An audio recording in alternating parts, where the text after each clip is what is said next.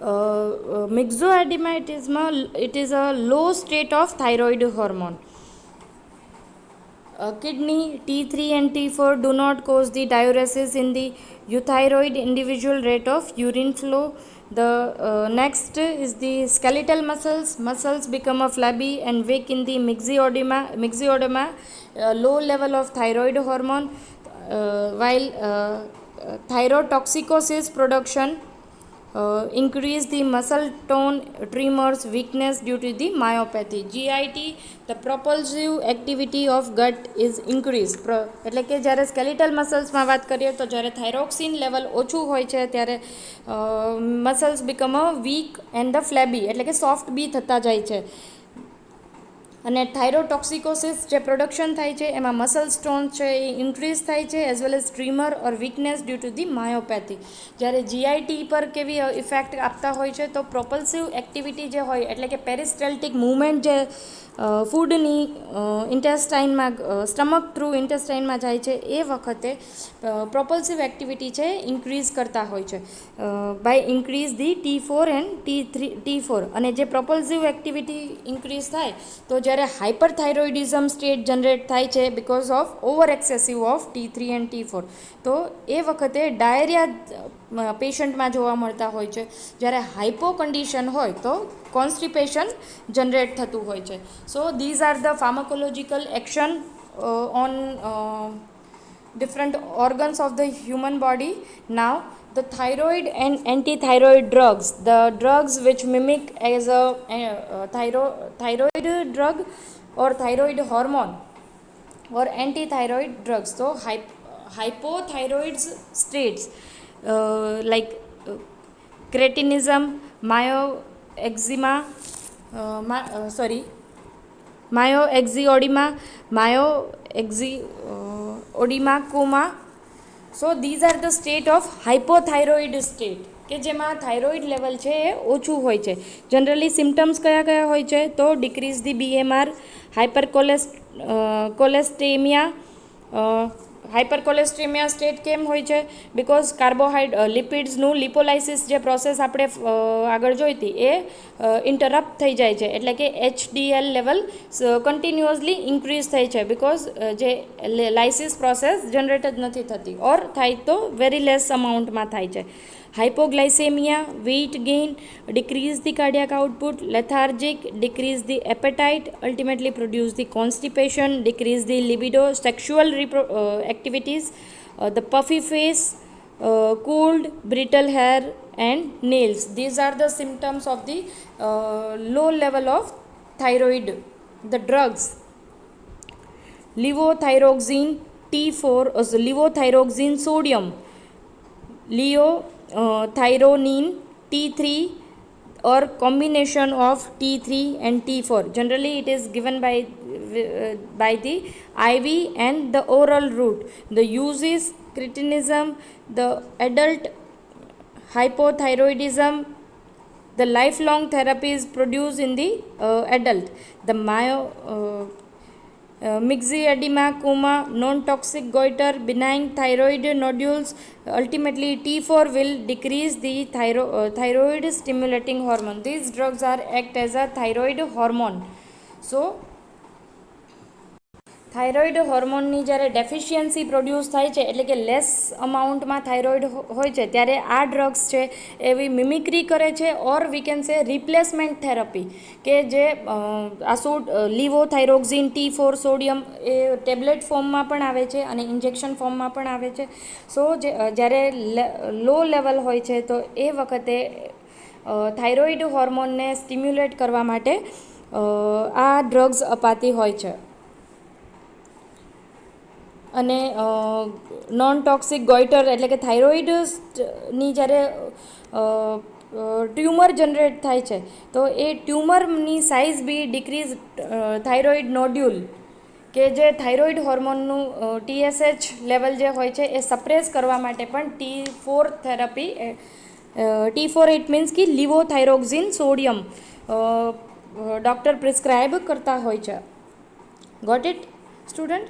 So now antithyroid drug that are the inhibitors these drugs are used to lower the functional capacity of hyperactive thyroid gland. So that means anti-thyroid drugs.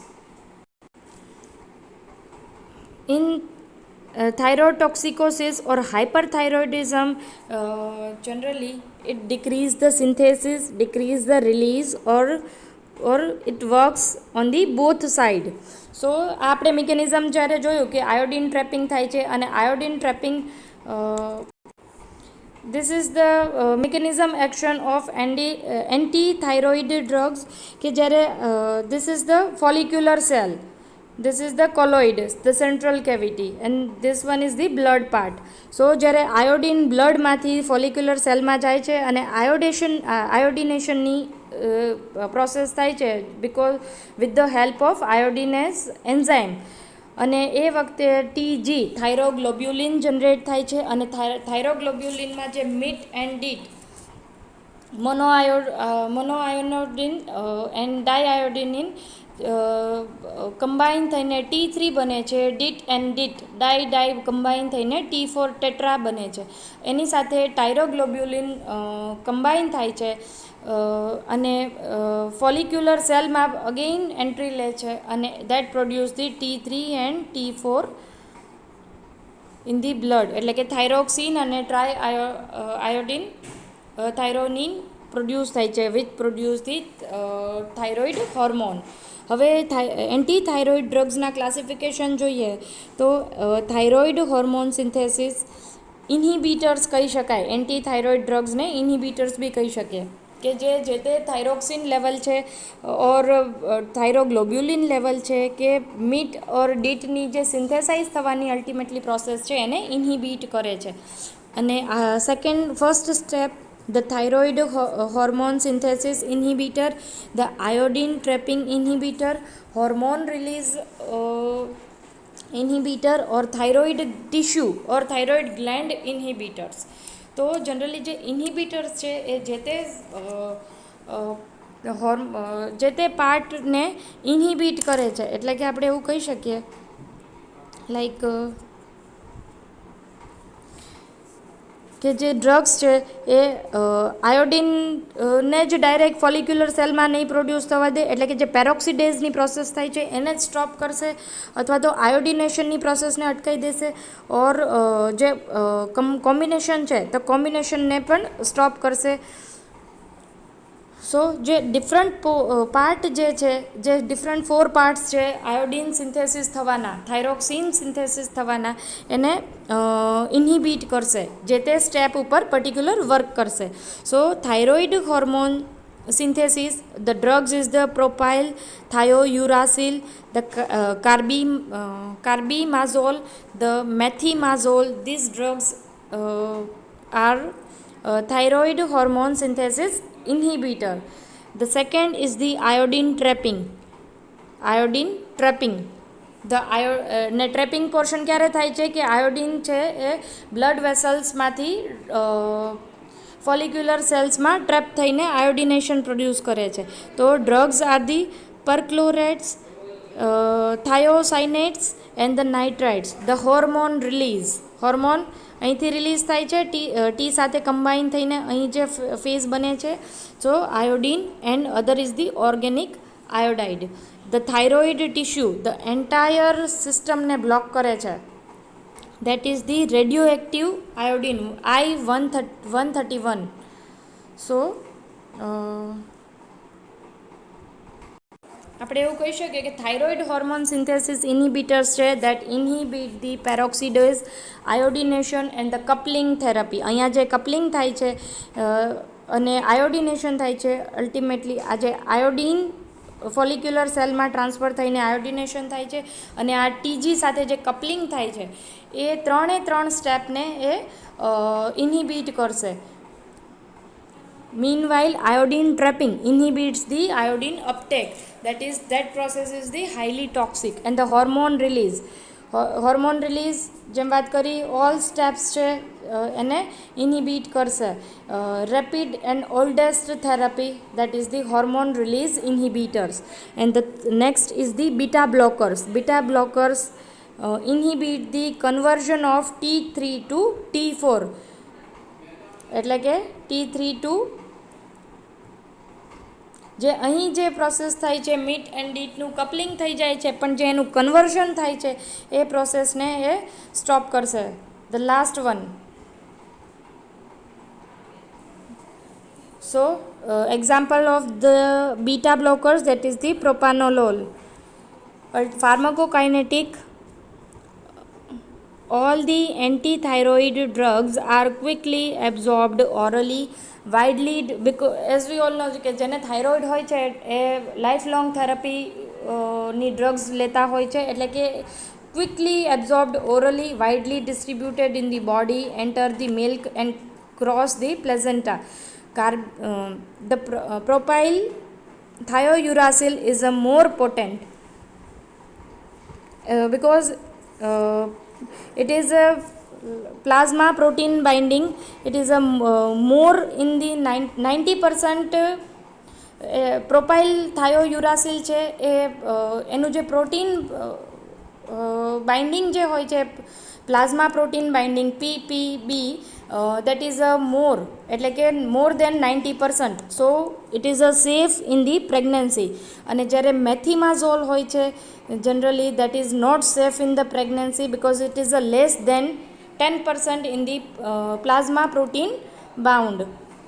And the carbimazole, the side effects is the fetal hypothyroidism and the skin rash.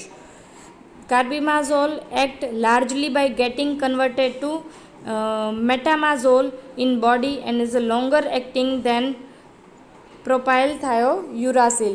Even propyl થાયોયુરાસેલની પણ side effects છે કે skin rashes જોવા મળે છે just because of the sulfouracil group.